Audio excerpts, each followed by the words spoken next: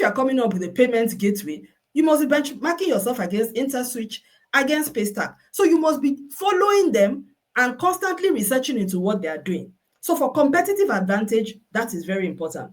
Stakeholder research.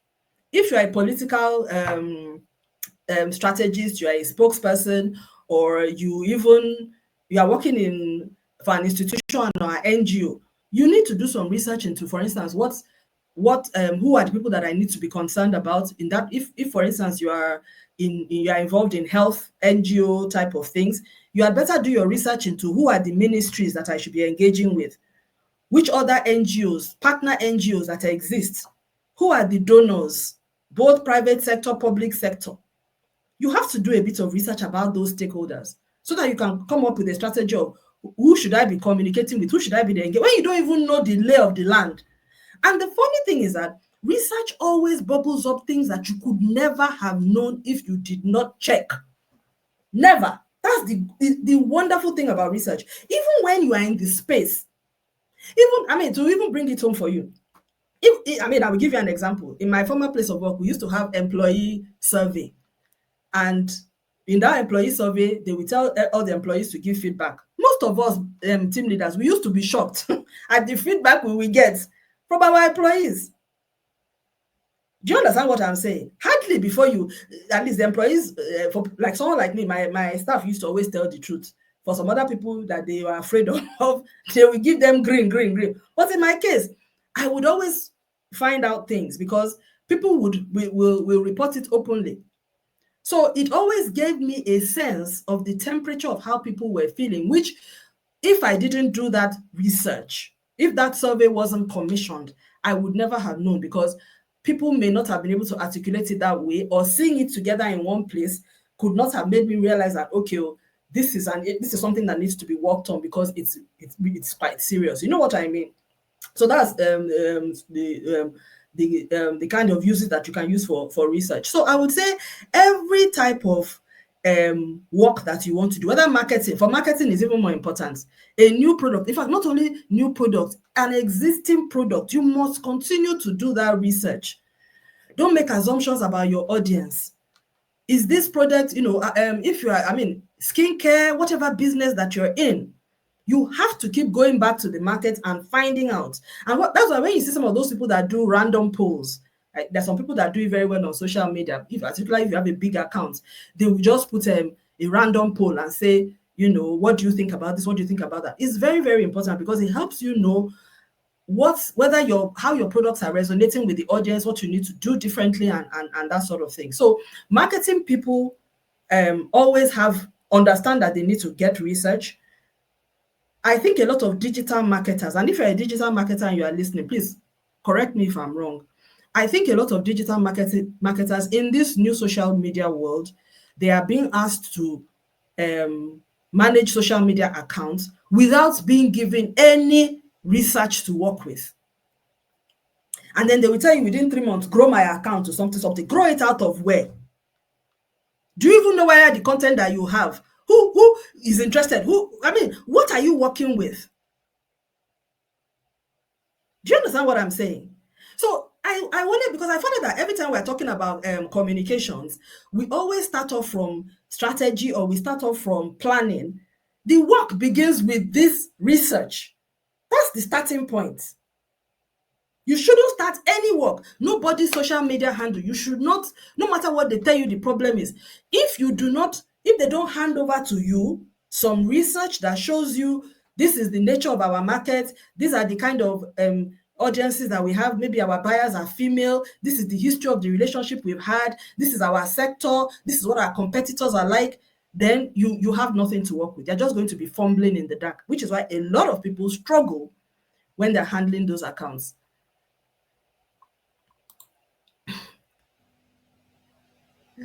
Because this guy, oh my goodness, see this comment from Caleb. Yeah. Oh wow. Yeah, Caleb says, who are your competitors? One of the first questions. Why won't they ask me, Caleb? Ask me.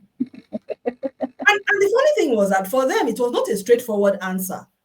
But so because they had lots of things that they are doing, so they have competitors for this kind of products, competitors for this kind of whatever. But for me, what was shocking that They didn't. I was answering that question. It took days for the response to come, and that showed up in a lot of how they approach a lot of things.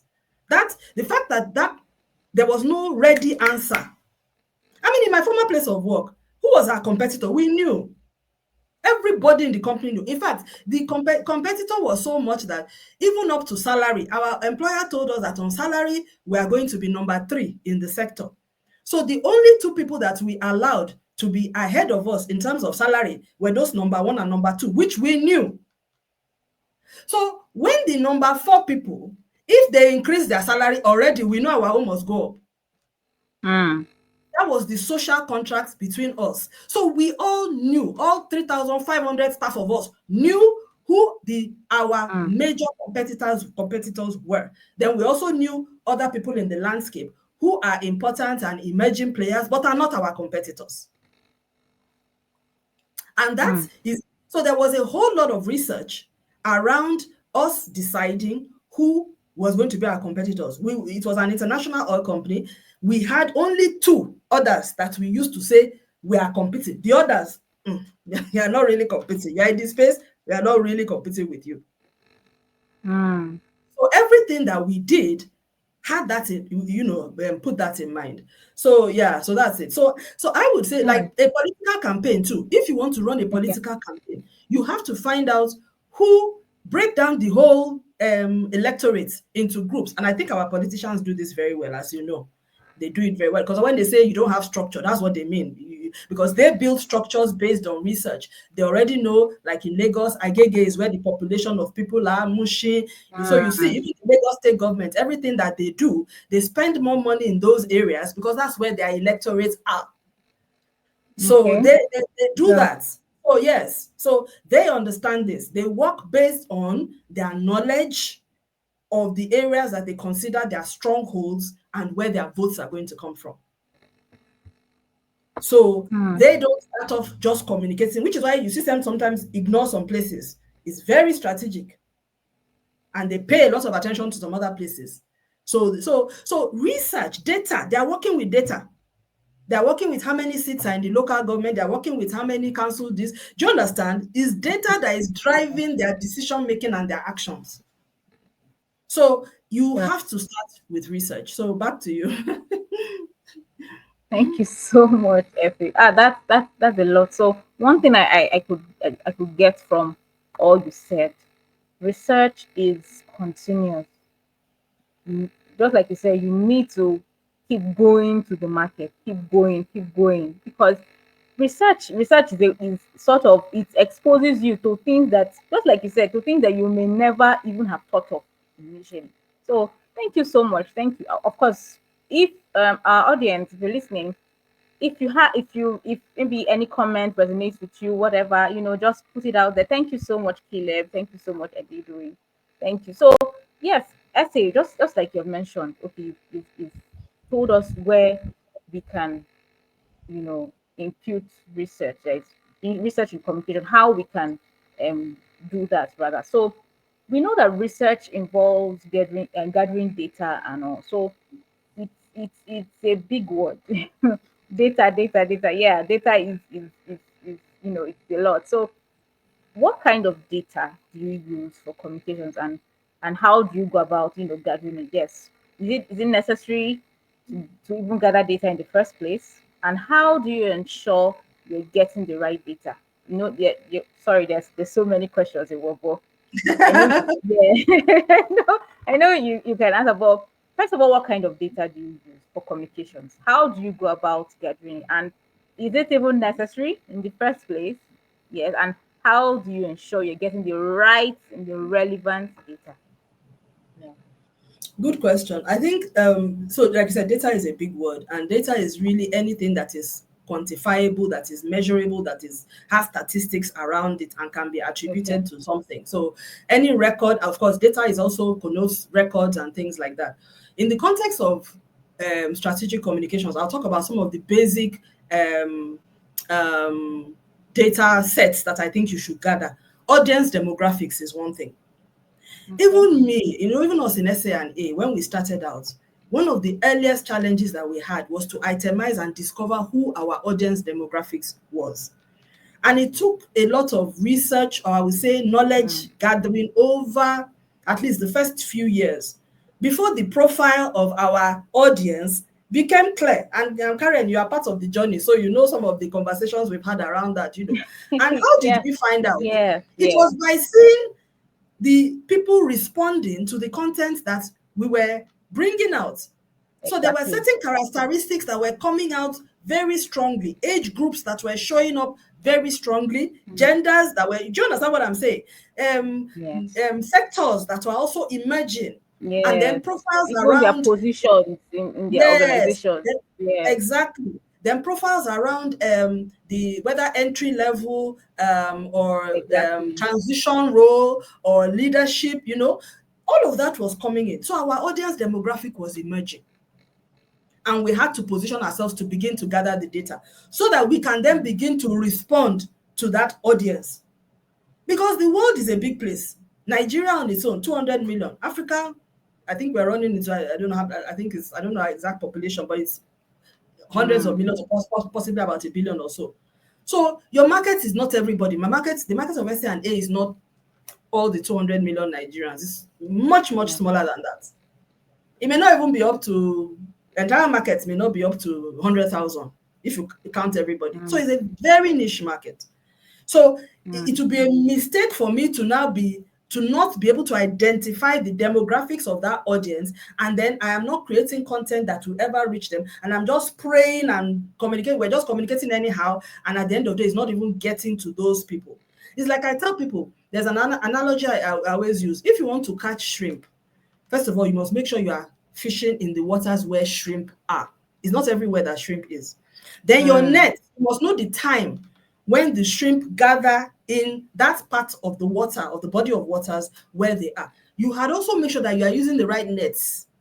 Because if you use a big net, the shrimp will surely pass through the net, and you'll be picking crabs and other kinds of things and big fish. So look at all the data points that has Yes. gone into that decision of knowing when to fish. I mean, where to put your net, how big your net should be, and when you should draw it down, and the time and how much you can expect to get the shrimp. So, audience demographics, market research data, which we talked about already, social media analytics. You also need to know, because how are people interacting with your content? What can you get from the back end? Feedback from your customers, very, very key. Whatever Feedback. Yes. business, whether hospital, school, whatever. Why? Because that feedback may require some improvement on your part, and it may also affect your business or your bottom line. So it's important that you have a way of gathering that feedback. The decision to act on it is then something that can be discussed, but at least in the first stage, you must have that data. So I would expect people to have, I mean, for everybody's business, every year you should be gathering data about it. How many people applied, how many people enrolled, how many people off-rolled, all those kind of data is very important. Competitor analysis also, media coverage analysis. If you are the kind of brand that is really out there, you should be able to look at what kind of coverage you got over the months, over the quarter. How much was independent? How much of it was organic? You were the one that actually put it out there. If you put out a press release, how far did it go? All of those, all that kind of Yeah. data, you should have it to hand. Because if you don't, what is going to happen is that most likely, particularly if you're working in an organization, your bosses will be saying, oh, every time you are saying you are doing media, you're spending this money, we don't even know the impact that is having. So the next time you now say you want to do a campaign, people are like, that they're just spending money. But if they can see, you can find a way of actually gathering all of that data about the media coverage you've gotten over a period of time, and the voices that were very active in it, and how you can draw a line to some things that then happened in the organization or for the business during that period, then the value of what you are doing is important. And then it also helps your leadership or the managers or whoever, business owners, to make better decisions about what they should be doing more. So That's public very opinion true. surveys as well, focus group insights, website traffic data, brand perception studies, internal stakeholder feedback. All of these help us to refine our messaging, to target our audiences better, and also to identify the channels that we need to use to speak with people better. And for me, I have found out that I'm a big believer in data, because even Mm. Like I said, research, the process of research, because research is the process of searching. That's why they say Mm. research. I don't know where the re came from, but the search is Yeah. searching. Data Yeah. is what you gather. So data is like the mine is like somebody that is mining. Research is like the mining process. Then data is the Okay. gold that you Mm. actually mine, precious stone. So if Mm. just like mining, if you do not go and start digging or for the in the mining sites or underground, you're not going to get the precious metals. You're not going to get the precious stones. When you now True. get the precious stones, you take it away from the mining sites, and then you now decide what you are going to do with it. So research is Mm. that process of mining. So imagine you now saying you are not going to, because there is gold. There is gold. There are insights that are Mm. hidden in your business, in your markets, in your ecosystem, that somebody, if you don't harvest, somebody else is going to harvest it. Mm. I mean, a typical example is, I don't want to go into it, but I mean, this Oh, whole, okay. well, let me not go into that deep seek, whatever thing. But the point is that Okay. it is only Mm. people who are looking that will find. So Exactly. there's a lot that you can get that can make the work that you are currently looking better for you. A lot of the struggles that many communications people have is because they are trying to communicate without data. They are trying to communicate without the gold, without the insights that they could have gotten from research and data. Mm. Mm. Thank you. Thank you. Thank you so much, Essie. So it all goes to show how deep research is, because just like you said, some people go ahead to just communicate without going back and peeping through, just like you said, mining. Just you just want to, okay, let's just start. Well, wow, wow. Okay, thank you so much, Essay. Yeah, it's really funny. No, it's really laughable. You want to start off something and you just said, let us start planning. Meanwhile, there's a lot to see through. There's a lot of digging and searching to be done. Thank you so much for that. We see the relevance. We see how to gather necessary data. We see even the right data as it relates, or yes, as it relates to whatever we want to do. Yeah, thank you so much for that. Thank you. So our next question for you, Essay: what kind of difference now does data make to the whole process of strategic communication? What difference does it make? Yeah, we know that research is important, and we know we need to dig deep and above. What is the difference, quote and unquote, the difference? What difference does it make, in strategic communications, in the whole process, and what kind of strategic communications activities require data? Because of course, yeah, what kind of strategic communications activities requires data? What do you want to do in strategic communications that require data, and how do you determine the size of the data required in, of course, in strategic communications? Yeah, thank you, Esri. Okay, so thanks. I think starting in terms of how we use the data, again, it depends on what you want to achieve. But I would say, for me, base case, understanding the target audience is very crucial. Mm. Who are you speaking to? Who are you trying to influence? So demographics like age, gender, location, interests, behaviors are important, particularly for people in development communications, political communications, policy communications, public sector communications, and marketing communication. Because if when Mm. you know their age, that you now know, okay, what site of channel should I be using? Should it be, if it's social media, should I be doing TikTok? Should I be doing Mm. Instagram? Or where should I be? So a lot of the conversation, knowing that data into finding who your audience is, very, very important, because everything that we do in strategic communications starts with audience centricity. In other words, the reason what differentiates strategic communications from tactical communications is the fact that we spend a lot of time in understanding our context and our audience, and data will help you with that. In fact, that understanding of context even before you get to audience, is very key. Because like I've said, every sector, I consult across sectors. So I understand this very fully. So when I'm consulting for energy sector, if I'm consulting for one of the if I'm consulting for an IOC, international oil company, I already know that that context is different from the context of the Nigerian operators. And if I'm consulting for a national operator, as I did recently, their context is completely different. There's some commonalities in terms of Mm. technicalities, regulatory, this and that. But in terms of organizational context, in terms of mandate, organizational mandate, in terms of interaction with the public and expectation from the public, it is different.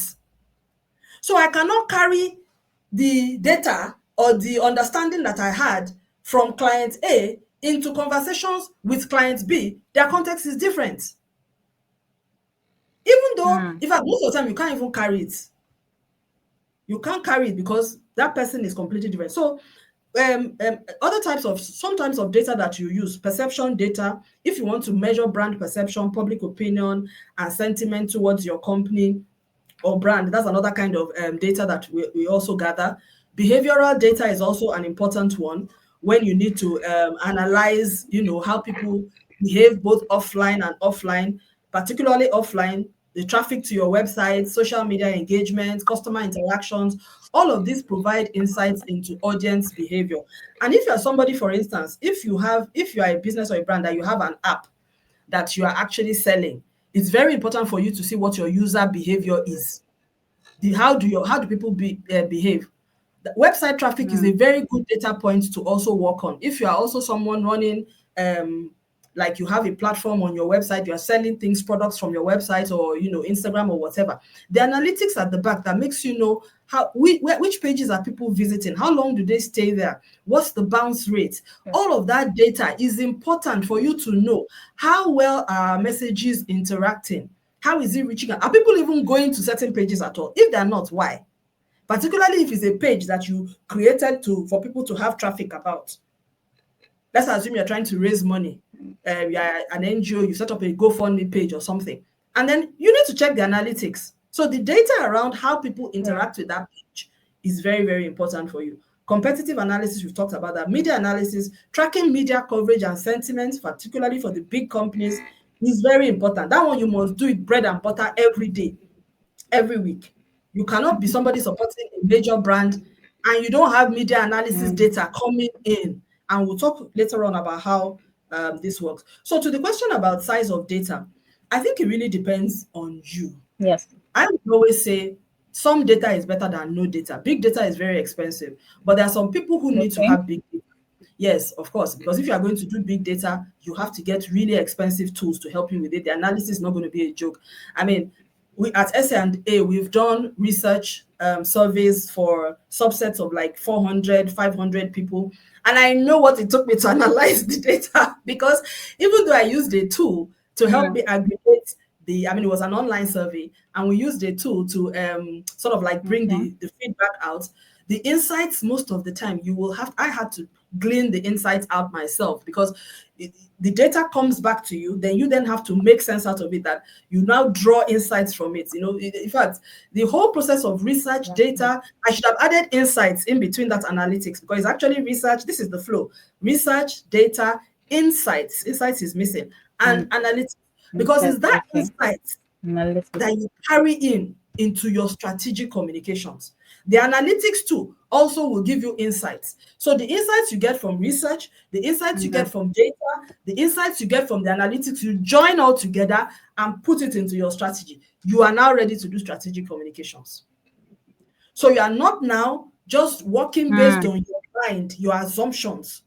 You have gotten insights from research, you have gotten insights from data, you have gotten insights from the analytics. You put it all together. And all of Mm. that is from people outside of you.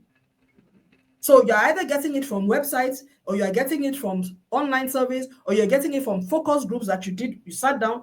It's telling you, it's building a profile for you about how people are either engaging with your content or engaging with your product or using your services or their perceptions that they have about your brand, or how willing or how able they are to convert to this option or this solution that you are Mm. giving to them. All of that data is coming in. So in terms of, back to size of data, if you are a brand or a business or an institution that is interacting with a large set of people, in other words, Nigerian government, Kenyan government, Cameroonian government, whoever, World Health Organization, your audience, your beneficiaries, your group, Mhm. whoever is large, then you need big data, because there's no point making big decisions with small data. Why? No data.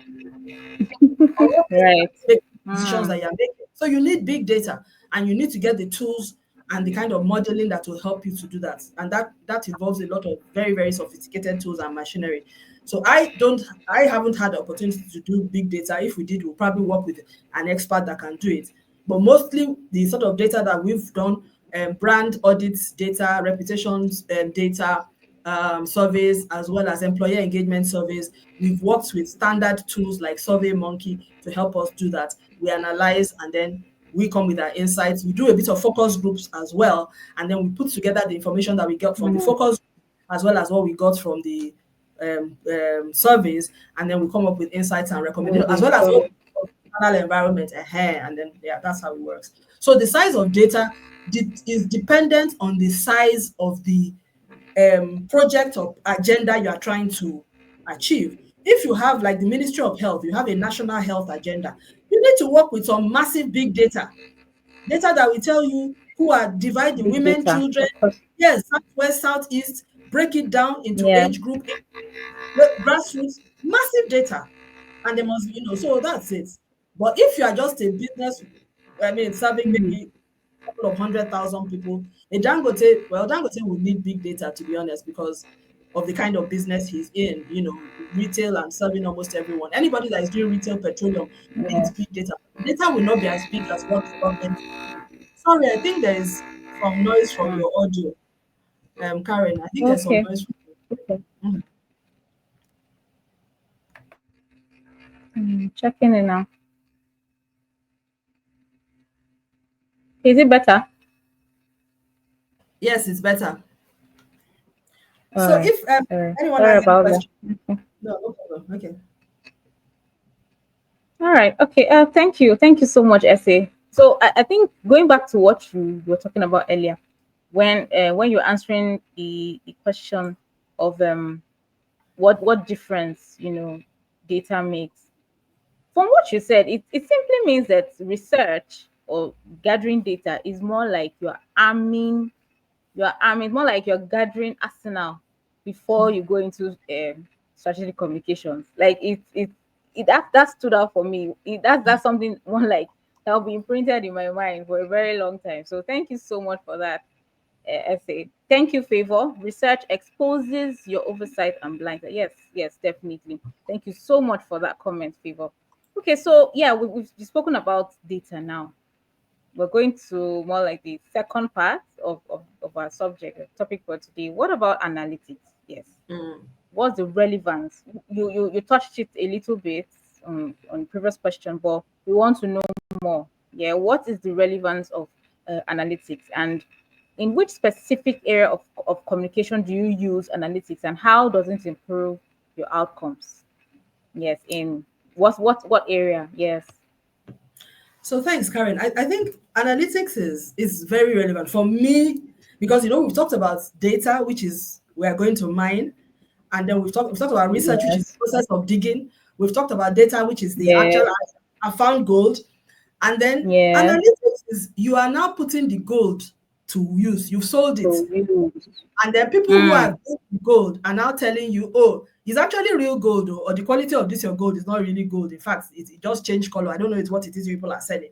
So mm, that feedback, for instance, let's assume I harvested gold from two different mining sites. How will I know whether people are responding to the gold in the same way?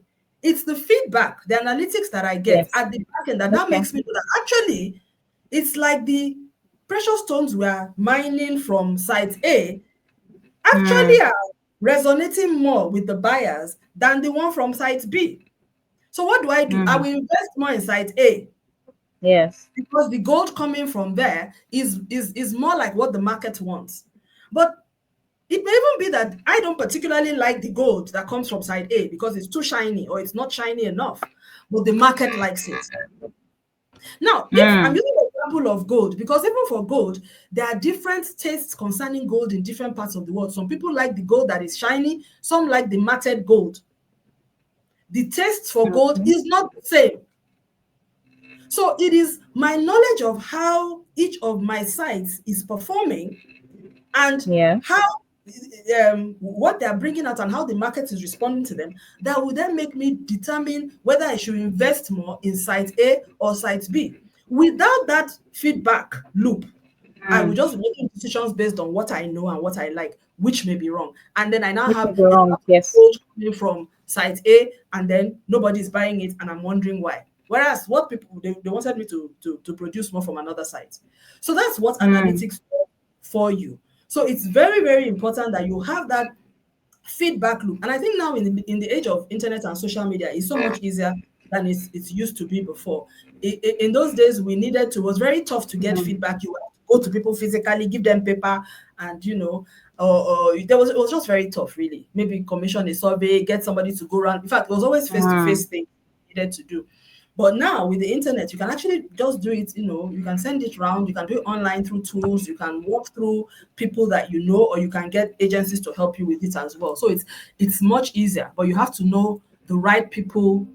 Um, if you want to get that feedback Mm. on this, you need to know where to go. Now, in terms of analytics, the analytics help you to know how your message is penetrating. So it's either if you've on the media side, if you've sent out a lot of press releases, you can use AI tools or all these analytical tools online to check how your message resonated. For instance, I was Okay. once in a brand relaunch and they did a whole campaign and all that. And the agencies that helped us, the media buying agencies that helped us do the media mentions space, they were able to tell us, okay, they've placed this person there and there. Sorry, can you go on mute? Sorry, there's noise from your place. When you're not speaking, please go on mute.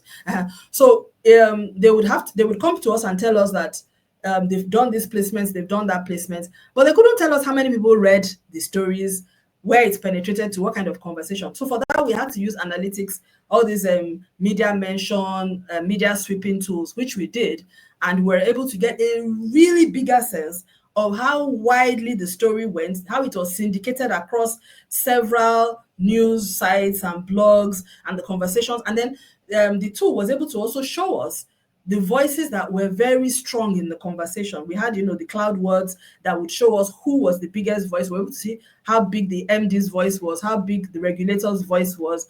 The feedback, it was able to give us a much bigger feel of how impactful the campaign was. And this was important because the company had spent quite a significant amount of money and a lot of effort had gone, even though a lot of what we did was organic, but a lot of media placements and things like that. So I felt that, I mean, my observation with that was that the analytics gave a stronger view of the impact of the campaign than anything we could have gotten just by listing out, okay, we were on channels, we were on RIs, we were on this, we were on that. That it didn't say, because the analytics will show you the voices, will show you the spread, will show you the cities, the locations. It will name all the news outlets. It will even show the secondary conversations. If people reposted, it was just amazing. So I am a big believer. I would always tell everybody, if you're supporting a major brand, you had better have one credible analytics tool that you are using at the side for every time you're running. If you're running a campaign and you don't have anything showing you that media sweep that is sweeping the internet on your behalf, you have really lost something. And for many of them, if you don't set it up before the campaign, you cannot set it up afterwards because they are not able to capture what happened before you set them up. So it's always better you set it up before the first story goes out, and then you have it sweep throughout. So I don't know if I've answered all your questions on or if I've answered everything to do with analytics, but for people in the Yeah, audience. but the what you were talking about, okay, Yeah. yeah, any question from the audience, of course, please, because we're gradually wrapping up. Well, you've already moved into the next question. We had, like, we're talking about the tools, the analytic tools to use. So, which tools are best for analytics? And you can please give us, specific examples and how it impact the areas of media, communication, marketing, and campaigns. So, what are these specific tools that are best for analytics? So thanks. I mean, first of all, I would say social media in-app analytics. All of the social media apps have their own analytics. So you must always look at them. YouTube analytics, Instagram, LinkedIn, TikTok, Twitter, all of them have their analytics. So check, always check. Always check. I mean, you and I, Karen, you know how we've gone into the back end of LinkedIn recently, and some things, when you go back and check, for instance, how many of you know that for every post that you generate on LinkedIn, there are analytics that tell you how many LinkedIn members accessed that post? Most people are only checking impressions. It actually shows how many members. If you posted a view, it will show you how many views that you got, and it will show the watch time. The watch time for me is the most important time, because if you posted a 2-minute video like I posted sometime last week and I have a watch time of 4 hours, even though the average time is 34 seconds, I'm like, 4 hours of a 2-minute video, that's a lot of watching. So those kind of analytics are very important. Why? Because if your content, like for me, I'm not just posting content because for thrills and vibes, it's to actually draw people into our space and make them engage with our content and have us let our brand be top of mind, so that if they have the kind of challenges or there's a way in which we can support, they think about us. So it's important that people engage with the content that we put out. So for me, I need to check those analytics so that I know when we are doing something that is right. Oh, people really liked this. So you don't just post something and dump and you run it and you don't come back. No, do you understand? So the in-app analytics are fantastic. YouTube also has very good back-end analytics. Website analytics, please, if you have a website, install Google Analytics. You must have Google Analytics, because the kind of, and then there's another one, Google Search. You need to install Google Analytics and Google Search. Google Search is amazing. Google Analytics alone, so the two of them, what did I say? Google Analytics and Google Search. Google Search gives you a And Google monthly search, yeah. rundown of what has happened on your website. It is gold, I'm telling you. It tells you the most popular story, the most popular clicks, the most popular. It lets you know how your pages are doing. And if you're someone like we on SA&A, we run, we have two, we have our course registration pages on our platform, both the Play on Demand, which has the courses that run, you can get it accessible 24/7, as well as the registration page for the full day courses that run once a month, every last Thursday of the month, like the one coming up in February 27 that you can see on your screen. All of those are on our website pages. So apart from, so Google Search every month sends a report into my mailbox telling me how all my pages, all our pages on SA&A have done for the month. And you have to, I'm telling you, that's one plugin you must have.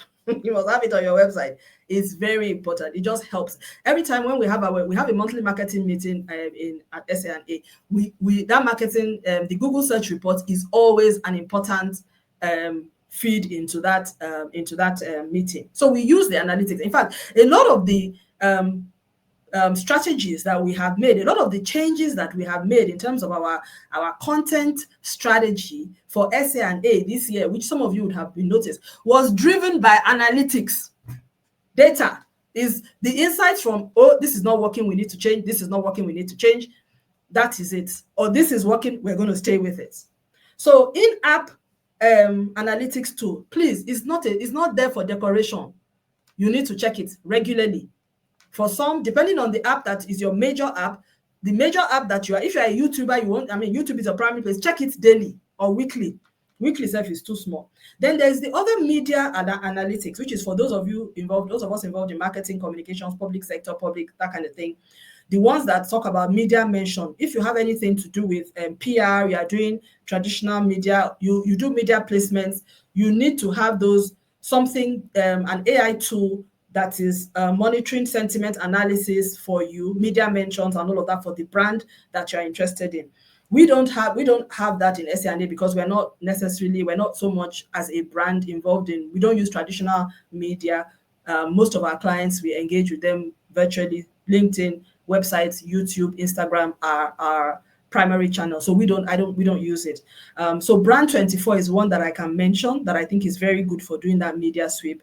I use it a lot when I'm doing my consulting for my clients, and I always recommend it because it does a clean sweep. And I used it, the feedback from the reports, I used it once for a training for a major client, and just showing them that report. In fact, a major part of a particular segment that we had on brand was us just discussing the PDF report that Brand 24 issued out on their brand based on the stories that had fielded, that had been swept, that they had captured from the media space over a period of a year. It was very engaging for them. They saw a lot of insights. They were able to come up with a lot of it was like a show back for them, and it was really useful. There are other tools around like Sprout Social, Hootsuite, but it all depends. I would always say those ones I haven't used, but I hear that they're good. I have used Brand 24, so I'm more comfortable with that. But if I really had to do like a major work, of course, I would shop around a little bit more and decide which one I'm going to use. If you are into marketing communications, like I said, you have to have Google Analytics, Google Trends, and Google Search on your website. And then, of course, your customer relationship management tools like HubSpot, MailChimp, and things like that. In SC&A, we use MailChimp for our CRM thing. So that's, what I can talk about that I know of. But if you are listening, you are in the audience, and you know other analytics tools that help in terms of feedback or that kind of thing, marketing communications or straight up communications or media or PR or stakeholder, please share them in the comments so that others can see them as well. And I hope some of you have Google search on your website already. If not, please action from today. Back to you, Yes. Karen. Thank you so much. Thank you so much. I don't know if you can take one more question. Is that fine? Yeah, we can take one more, but I Okay, don't know if okay. anyone has any question because no questions Any from the audience questions? yet. Hmm. Okay, you can still drop your questions, please, our audience. Thank you very much. So, okay, our next question. This is very, very, very, very important. The role of AI, artificial intelligence. So, what role does AI play in communications research, data, and analytics? Very, very important. Yeah, so thanks, Karen. So artificial intelligence plays a huge role. I use almost all the tools have an AI. Okay, Favor says she uses Mention. Yes, I've heard of that Mention, but I've Mention, not used yeah. it for Water and Prowly. Okay, so that's Okay. for media Mention. Yes, thanks, Favor, for that. I've heard about those ones too. I'll check them out afterwards. I haven't used Mention, but I think I've stumbled on it sometime. So AI for me is a big game changer, and it makes things so much easier. So I will talk about a lot of the apps that I use or that we use for our content creation and things and content marketing already have AI features in them. So I use them. So I'll talk about it. And I think, like you and I were talking about this, that when you say, are you using AI, people will think you are using one sophisticated thing. But no, it doesn't mean that you have an AI app. Almost every app now has an AI feature. So I will talk about the Yes, AI almost features within every the app. app. Yes. Exactly. So even Google has an AI feature now called Gemini, which I've not used. So for me, Canva, I've used the AI voiceover feature for some of my videos. I think it has some other like there's a magic feature that it has, which I use every now and then. So I use that. But the voiceover feature was excellent. But yeah, it also cost a little bit of it, whatever. So yeah, I don't use it as much as I would have loved to, but it's really, really great. Text to voiceover, it's amazing. You choose the voice and everything. Marvelous. I love it. It's great. Zoom has an AI transcript feature for meetings. So I use that sometimes for clients and project team meetings. Before then, I used to have somebody in the meeting manually to take minutes, but now I don't need to. I still have people in sometimes, but then it's a choice now because I have the Zoom feature and the Zoom meetings. Man, that feature works. Lord, I mean, it so works. When I read the meetings, I'm like, what?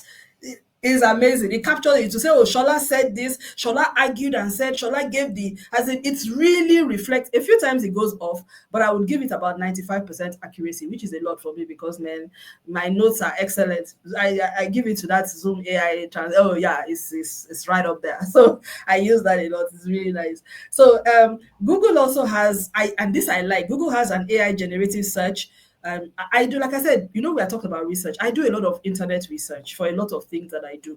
A lot of what I find out about the clients I work with, the sector and everything, is from the internet. So now Google, just last year or so, introduced this AI feature where the AI feature takes the best of a few stories that come up top on whatever question you've put in the search engine, and it summarizes it for you and it shows you the links. So rather than before you having to now check each of the links, it already harvests it and brings it up to you. You can read that summary and then choose which one you want to go to. It's an excellent feature. I love it, love it, love it, love it, love it, love it, love it. I use it.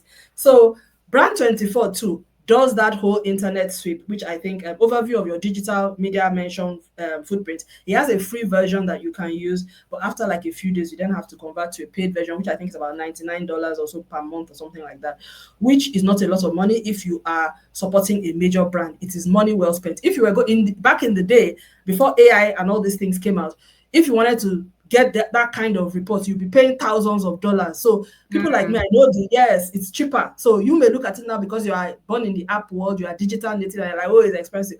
I'm telling you, in those days when we used to pay for it, it was more than that. So yes, but it's a big, if you need to do a big piece of work, do it, because the Okay. insights will be gold and you can't get it anywhere else. So that's those are the tools that come top of mind for me in terms of at least the features that I use that I can vouch for. LinkedIn also has an AI feature. When you want to write a Okay. LinkedIn article, it allows you to generate. There's an AI feature that allows you to generate an image for the title or for the page of the article. So I use that sometimes, or sometimes I also, in fact, I think I use it all the time, to be honest. So you have the title there, the AI feature will generate an image to Okay. represent that title, and then you can then correct it as you want. So yeah, I'm a lover of I love anything that makes work easier and faster. Easier. Right. I love it.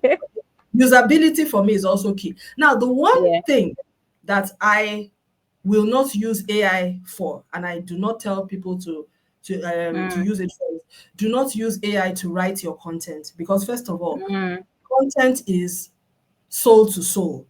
If you are using Very, AI very to do your important. content marketing, it's very likely that you're not going to sell, because at the end of the day, is you are using a machine, and nobody's going to. And I'm saying this because I have seen. I'm not saying, I'm saying it because I have seen the difference between when someone was using AI generated content as opposed to when we now switched, when the person used the other alternative. And sorry to cut you, essay. Just what you said. Sorry to Mm. cut you. This is, like you said, it is a machine, but this is also a machine that still needs prompting. And putting in the wrong prompt, you get something very, very funny. I think beyond that, I actually wanted to do a separate video on this point, because I'm also gathering my views on this. What I've seen is that, you see, marketing is so personal. People True. respond to the soul. And I'm saying this as SA and A. I know a lot of people interact with the brand because of the essence Hmm. of the brand. That's what they're Okay. responding to. And Hmm. the AI cannot communicate that essence. Exactly. So you take a huge risk when you are, because what you're essentially doing is you are taking the content that somebody else has written for a different purpose, which the AI Okay. tool will carry, and then you are now using it to write about your own business. Okay, now Hmm. anything that comes from it, take it. Hmm. Yes. So you cannot even, this is your brand. You cannot even tell your own story about your brand. Then you want me to believe that story that you cannot tell yourself. Hmm. I should buy that Wow. story that you cannot tell. Wow. You cannot tell your own story yourself. Me, I should put my hand in my pocket to pay for a story that you cannot tell. Hmm. Is it AI that developed your products for you? or the service. Wow.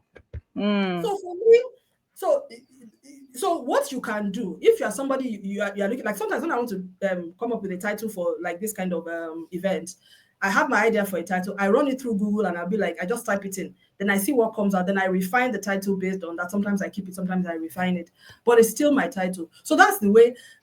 I that's the limit to how I could use AI, but definitely not for content writing. Now, I will end at this point because I think it's important to say this. Yes. I have Mm. had a Please. situation where somebody who is doing the type of work that I do, they did some work and they sent it to a client, and the feedback they got from the client was that they are sending us AI generated content. Wow. Yes.